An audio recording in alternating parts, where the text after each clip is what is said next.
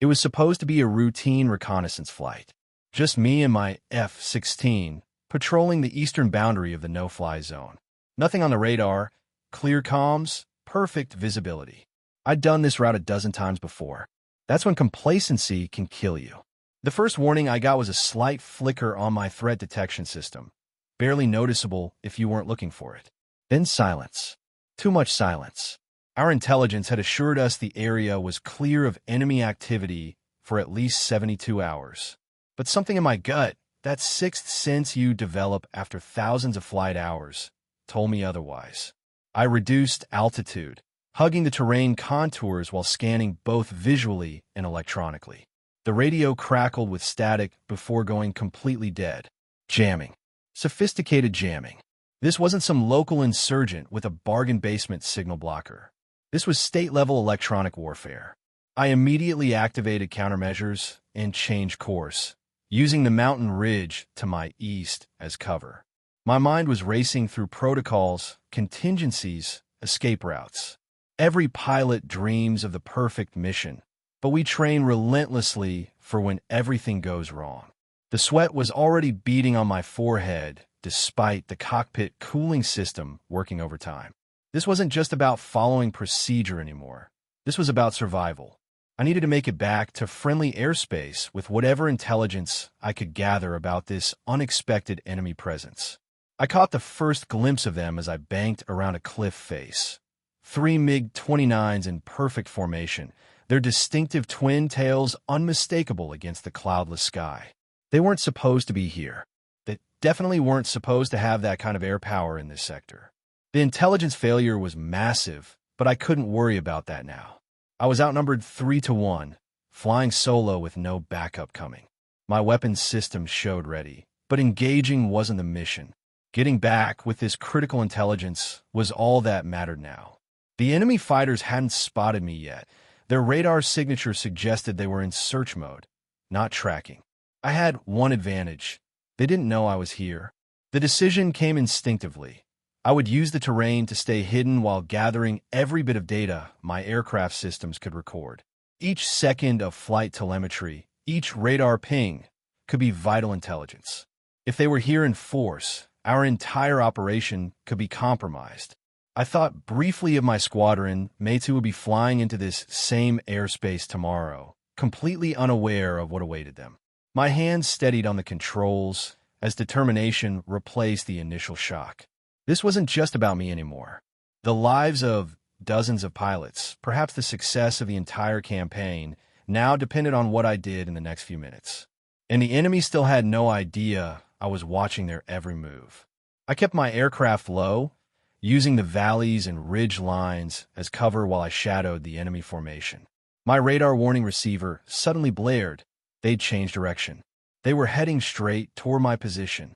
Had they spotted me? No time to think. I cut power, dropped even lower, and slipped behind a mountain peak. My heart was pounding against my ribs as I checked my 6. 3 became 6 on my scanner. 3 more bogies had joined from the north. This wasn't just a patrol, it was a coordinated strike force. I needed to warn base immediately, but breaking radio silence would give away my position. Every pilot faces moments when the rulebook doesn't have answers. This was one of those times. I had to make a choice between mission protocol and potentially saving dozens of lives. I made my decision. Keeping below radar coverage, I changed course toward a narrow canyon that would provide temporary shelter and activated my emergency transponder. 3 quick bursts that might reach friendly receivers without giving the enemy a solid fix on me. It was risky, but calculated. The canyon walls rose around me as I guided my aircraft through the tight passage, barely wider than my wingspan in places. The G-forces pressed me back into my seat as I maneuvered through turns that would make even veteran pilots hesitate. Each second felt like an eternity. Will my signal reach base? Would the enemy intercept it? The sweat dripping down my face stung my eyes, but I couldn't spare a hand to wipe it away. My breathing techniques kept me focused. 4 counts in for counts hold for counts out, just like we practiced in survival training. The canyon opened into a wider valley, and I had no choice but to expose myself momentarily. That's when my threat detector went crazy. Two MiGs had broken from the main formation and were closing fast from my 3 o'clock. They'd spotted me. No more hiding, no more observing. Survival mode engaged. I punched the afterburners and climbed vertically, trading stealth for speed. The sudden G-force crushed me into my seat as the valley floor dropped away. My vision narrowed, graying at the edges despite my pressure suit fighting to keep blood in my brain. The MiGs followed, their superior numbers giving them confidence. What they didn't know was that I'd trained specifically for these odds. Sometimes being outnumbered forces you to think differently, to use tactics your enemy would never expect. I leveled out at 30,000 feet and cut a sharp turn, facing my pursuers head-on. What happened next would later be studied in tactical academies. Rather than evading, I accelerated directly toward the lead MiG. It's a psychological move as much as tactical. Few pilots expect their prey to suddenly become a predator. I could almost picture the enemy pilot's shocked expression as the distance between us closed at over 1,000 miles per hour. The targeting computer locked, missile ready. But I didn't fire. Instead, I rolled at the last possible second, passing so close to the enemy aircraft that turbulence rocked us both. The maneuver confused them, broke their formation. Now they were separated, their coordinated attack disrupted. I'd bought myself precious seconds, but I was still deep in hostile airspace, still drastically outnumbered. The real fight was just beginning, and my fuel gauge was already showing the cost of using afterburners. I had to make every move count from here on out. The two MiGs regrouped quickly, professionals adapting to my unexpected move. My mind raced through options while my hands worked the controls instinctively. Direct combat wasn't sustainable, not against 6 enemy aircraft with who knows how many more potentially in the area. I needed a force multiplier, something to even these impossible odds. The terrain below offered one possibility. We were flying over a mountain range known for unpredictable weather patterns and dangerous wind shear. Local pilots called it the mixer for how it could toss aircraft around like leaves in a storm. I'd studied these mountains extensively during mission prep, while these MiG pilots were likely visitors to the region. Sometimes knowledge is the best weapon you can have. I banked hard and descended toward the most treacherous section, a narrow pass where wind currents converged violently. The pursuing MiGs followed, maintaining perfect formation. Their discipline was impressive, I had to admit. As we entered the pass, the first turbulence hit like a hammer, knocking my aircraft sideways. I was ready for it, correcting instantly while watching my pursuers in the mirror. They hit the same air pocket seconds later, but their tight formation worked against them. The lead MiG weathered it well, but his wingman struggled, momentarily losing control before recovering. I pushed deeper into the pass where the rocky walls narrowed. The radio crackled. They were trying to communicate with each other, coordination becoming more difficult in these conditions. My aircraft shuddered violently as crosswinds battered us from all sides. This was flying by feel, by instinct, the kind they can't fully teach in flight school. Every pilot develops a connection with their aircraft, an understanding that goes beyond instruments and training. Mine was telling me we could take more punishment than the MiGs could. The pass constricted further, barely wide enough for a single aircraft. I rolled to one side, wingtips seemingly inches from the jagged rock face. A normal pilot would pull up, abort this suicidal run. But combat flying isn't normal flying. It's calculated risk. Behind me, the lead MiG attempted to follow my exact path but misjudged the wind shift. His wings scraped the canyon wall, sending a shower of sparks trailing behind him. Not enough damage to down him, but enough to shake his confidence. His wingman pulled up, unwilling to challenge the narrow gap. I'd split them up, exactly what I needed. The lead MiG was still on my tail, damaged but determined. I had to admire his persistence, even as I planned to use it against him. The canyon would end soon in a box formation with no exit except up, a perfect trap if you didn't know what waited above. We burst from the canyon into open air, the MiG still doggedly on my 6. I climbed rapidly, knowing he would follow, mirror my movements. What he couldn't know was that we were heading straight into what local pilots called the chimney, a vertical column of violent updraft caused by the unique thermal patterns of these mountains. 3, 2, 1. We hit the invisible wall of air. My aircraft bucked wildly, but I was ready, compensating with flaps and rudder. The MiG wasn't prepared. The sudden updraft caught him with flaps in attack position. His aircraft flipped violently, tumbling upward in the powerful current. No structural damage, but enough disorientation to give me my opening. I cut through the edge of the updraft, banking hard while he struggled to regain control. By the time he stabilized, I was behind him, roles reversed. The hunter had become the hunted, but I still had 5 more enemies somewhere in the area, likely regrouping for a coordinated search. I needed to end this quickly and get that intelligence back to base. With one MiG disoriented and the other pulled away from the chase, I had a brief window to reassess. My fuel situation was becoming critical after the high-G maneuvers and afterburner usage. The main enemy formation would have noticed their missing comrades by now and would be searching. I needed to complete my reconnaissance and find a path home through increasingly hostile airspace. I climbed to a higher altitude, just enough to activate my long-range sensors for a quick sweep of the area. I saw sand ice through my veins. The 6 MiGs were just the advanced team. My sensors picked up a much larger formation about 20 miles north. At least 12 aircraft escorting what appeared to be transport planes. This wasn't just a patrol, it was the vanguard of an invasion force. Everything about our intelligence had been wrong. If I didn't make it back with this information, our forces would be caught completely unprepared. The stakes had just increased exponentially. I plotted the quickest route back to friendly airspace, knowing it would take me dangerously close to the main enemy formation. Sometimes the boldest path is actually the safest. They wouldn't expect a lone aircraft to fly directly toward their main force. I leveled out at 20,000 feet and pushed my aircraft to maximum sustainable speed, balancing the need for haste against my dwindling fuel reserves. Every pilot trains for the day when a mission goes catastrophically sideways, but no training can fully prepare you for the weight of responsibility when thousands of lives potentially hang on your actions. I thought about my squadron, mates who would be the first to face this unexpected enemy force if I failed. About the ground troops who would have no air support. About the civilians in nearby settlements who had no idea what was coming. My personal survival suddenly seemed almost irrelevant compared to the importance of the intelligence I carried. The MiG I'd outmaneuvered earlier wasn't giving up.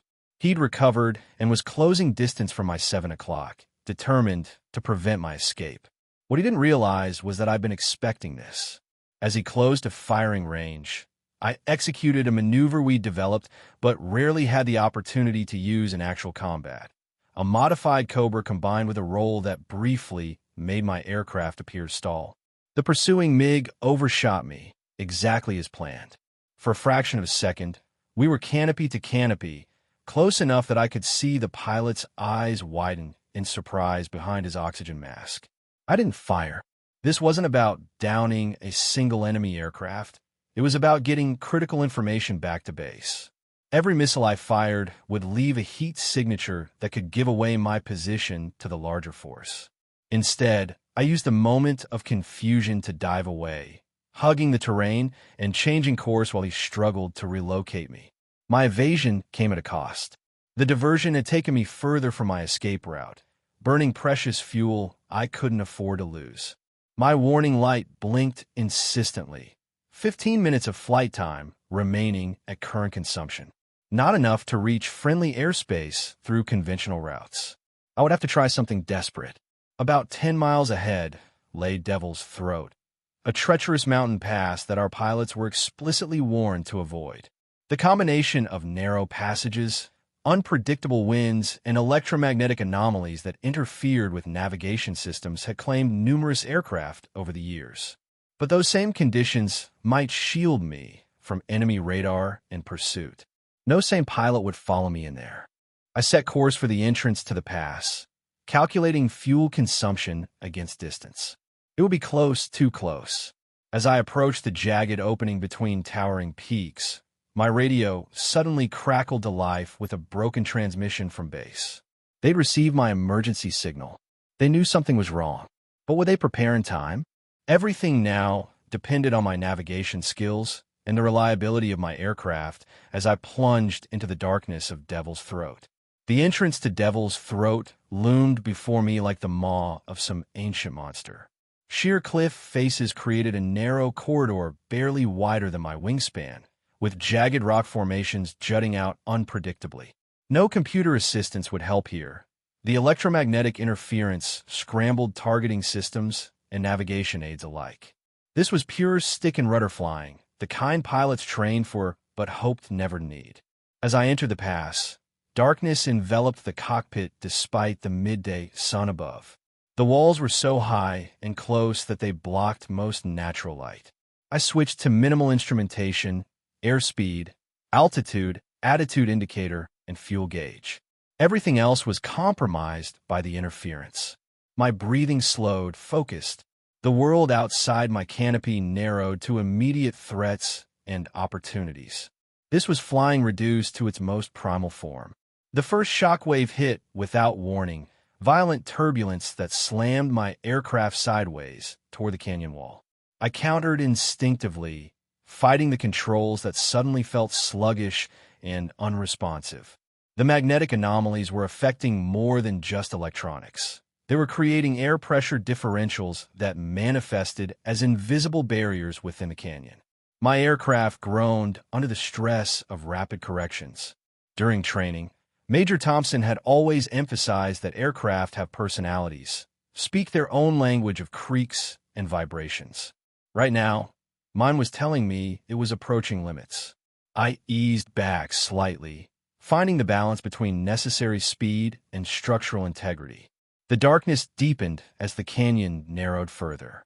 Pilots who had successfully navigated Devil's Throat were rare, and their advice was always the same. Trust your instincts over your instruments, and never fly in a straight line for more than 3 seconds. Following that wisdom, I implemented a weaving pattern, constantly adjusting elevation and heading in unpredictable ways. If any enemy aircraft had somehow followed me into this hellscape, this would make me nearly impossible to track. The fuel warning changed from blinking to solid red. Critical reserves now. I did quick mental calculations. Even if I clear the canyon, I might not have enough fuel to reach friendly airspace. I might need to consider alternatives. Remote landing sites, potential extraction points, even ejection zones with minimal enemy presence. Every pilot dreads the thought of abandoning their aircraft, but sometimes survival means making impossible choices. The canyon suddenly opened into a wider chamber, a momentary respite from the claustrophobic passage. I used the opportunity to check my 6 clear, no pursuit. At least something was going my way. But the relief was short-lived as my eyes caught movement ahead. Birds, hundreds of them, nesting in the canyon walls and now scattering in panic at my approach. A bird strike at these speeds and in these confined quarters would be catastrophic. I couldn't climb above them. The canyon ceiling was too low. I couldn't go around. The walls were too close. I had to go through them. I activated my aircraft's defensive systems to create an electromagnetic field around the fuselage. Not its intended purpose, but it might help deflect smaller birds. This would drain my battery reserves, but that was tomorrow's problem if I didn't survive the next 30 seconds. I tightened my harness, gripped the controls, and plunged into the swarm. Wings and bodies pelted the aircraft like organic hail, some glancing off the canopy mere inches from my face. The sickening thuds of impacts registered through the airframe as I maintained course through the living obstacle. Warning lights cascaded across my panel. Minor damage to the leading edges, a sensor knocked offline, but nothing critical yet. I emerged from the swarm, checking systems rapidly. The aircraft was wounded, but flying. Devil's Throat had nearly claimed another victim, but not today. The exit was visible ahead, a brightness that promised open sky. But what waited beyond? I was about to find out as I prepared to emerge from the canyon. Low on fuel, systems compromised, deep in enemy territory, carrying intelligence that could change the course of the conflict. I burst from Devil's Throat into blinding sunlight, momentarily disoriented as my eyes adjusted from the darkness. My radar system rebooted, immediately showing multiple contacts. The enemy was still searching, their pattern suggesting they hadn't given up the hunt. I was still 50 miles from friendly airspace with barely enough fuel for 30 miles of normal flight. The math was simple and devastating. I couldn't make it home under standard conditions. But standard went out the window the moment I spotted that first MiG. Now it was time for extreme measures, the kind they teach at the academy, but hope you'll never need.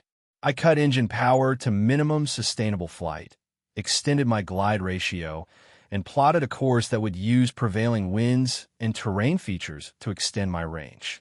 Every pilot knows the art of energy conservation can be the difference between landing safely and punching out over hostile territory. The fuel warning now combined with an insistent alarm, 5 minutes at current consumption. I had to make a decision that would determine not just my fate, but potentially the outcome of the coming conflict. The main enemy force was moving southwest, directly toward our unsuspecting forward operating base. My comms were damaged, but still functional enough for short-range transmission. If I diverted toward our nearest listening post, I might get my intelligence through before running out of fuel, but would certainly have to eject in enemy territory. The survival rate for pilots captured by this particular adversary was dismal. On the other hand, if I used my remaining fuel for maximum distance toward our lines, I might reach friendly forces but risk the intelligence arriving too late. These are the moments they can't fully prepare you for. When protocol offers no clear answers and you're alone with your conscience at 20,000 feet. I made my choice. Angling toward the listening post, I prepared my transmission compressed data burst that would contain everything my aircraft had recorded about the enemy force. Size, composition, heading, weapons systems, all the critical details our forces would need to prepare. I activated the emergency frequency and began transmission just as movement caught my eye. 2 MiGs approaching rapidly from my 9 o'clock. They found me. My fuel gauge showed 3 minutes remaining, not enough to outrun them. I had to ensure the transmission completed while somehow evading their attack. Breaking my flight path, I dove toward a series of ridgelines that might provide momentary cover. The MiGs followed, closing the distance with alarming speed. Their first missile launch came seconds later, a heat seeker tracking my engine signature. I deployed countermeasures and pulled a high-G turn that strained both aircraft and pilot to the limits. The missile detonated harmlessly behind me, but the maneuver cost precious fuel. Warning lights now indicated 2 minutes remaining. The transmission was only 70% complete when my port wing took fire from the lead MiG's cannons.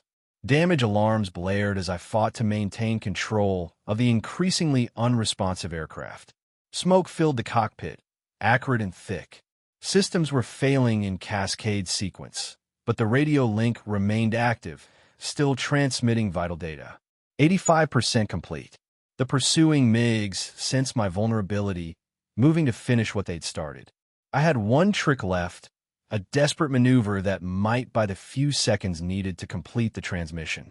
I cut power entirely and dropped like a stone, the sudden move confusing the enemy pilots who overshot my position. The free fall was controlled but terrifying, wind screaming past the damaged airframe as altitude disappeared at a sickening rate. 95% complete. I had seconds to restart the engine before impact. The ground rushed up to meet me as I fought with unresponsive controls. The transmission indicator flashed 100% just as I pulled back on the stick with every ounce of strength, leveling out mere hundreds of feet above the rocky terrain. The intelligence was through. Now I just had to survive long enough for it to make a difference. With enemies above, fuel critically low, and systems failing, that would require another miracle. But then, every day a pilot returns home is already something of a miracle. The mission that began as routine reconnaissance changed everything about our understanding of the conflict. The intelligence I managed to transmit reached command just in time to mobilize our forces, establish proper defenses, and ultimately turn what would have been a devastating surprise attack into a decisive victory for our side. My aircraft limped across friendly lines with empty tanks, gliding the final miles before a rough but survivable landing at our forward operating base. The damage was extensive, over 30 bullet holes, critical systems compromised, one engine completely destroyed. The maintenance chief later told me it was a miracle the plane held together at all. But the real miracle wasn't mechanical. It was human. It was about making impossible decisions under unimaginable pressure. About finding paths forward when every option seems closed. About remembering what you're fighting for when fear threatens to overwhelm you. Every pilot trains for the worst-case scenario, but until you live through it, you never truly know if you have what it takes. That day taught me that courage isn't about feeling no fear. It's about feeling all of it and acting anyway. For those of you who wear the uniform or have worn it in the past, you understand this truth intimately. For those who haven't, I hope this glimpse into our world helps you appreciate the silent guardians who take to the skies to protect what matters most. What would you have done in that situation? Would you have risked everything to complete the mission or sought a safer path? The choices we make in our most challenging moments define who we truly are. This isn't just true in combat. It applies to every aspect of life. When faced with overwhelming odds in your own battles, remember that sometimes the most dangerous course of action is actually the safest. Sometimes you have to fly directly at the threat to overcome it. If this story resonated with you, I invite you to join our community of aviation and military enthusiasts. Subscribe to the channel and activate notifications to receive more declassified mission reports, tactical analyses, and first-hand account from those who've served in the world's most dangerous airspace. Your support allows us to continue bringing these important stories to light. Stories of courage, sacrifice, and the unyielding human spirit that prevails even when outnumbered and outgunned. Until next time, keep your eyes on the horizon and remember, in the darkest skies, the brightest courage shines through.